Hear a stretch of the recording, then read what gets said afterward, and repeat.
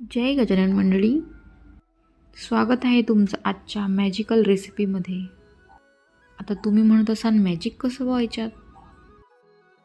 जर तुम्हाला एकाच चटणीमध्ये पौष्टिकता, चव आणि प्रथिने भेटत असेल तर आहेच ना मग मॅजिक. तर पहा मग ही मॅजिकल चटणी कशी बनते. तर एका कढईत थोड्याशा लाल मिरच्या आणि लसूण थोडासा भाजून घ्यायचा आहे तेलात. नंतर त्याच्यामध्ये जिरं आणि धने भाजून घ्यायचे आहेत. नंतर ते एका वाटीत काढून घ्यायचं आहे. मग त्याच कढईमध्ये फुटाणे, शेंगदाणे, तीळ आणि जवस चांगलं भाजून घ्यायचं आहे, एकदम तडतड वाजेपर्यंत. चांगलं खरपूस भाजून झालं की त्याला एका मिक्सरच्या भांड्यात टाकायचं आहे आणि त्यात त्या मिरच्या पण टाकायच्या आहेत आणि थोडंसं वरून मीठ आणि कोथिंबीर पण टाकायची आहे. मग ही चटणी आपल्याला मिक्सरमधून बारीक फिरवून घ्यायची आहे. अत्यंत पौष्टिक आणि चविष्ट अशी चटणी तुम्ही रोजही जेवणासोबत खाऊ शकता. 15 ते 20 दिवस आरामात टिकणारी ही चटणी आहे.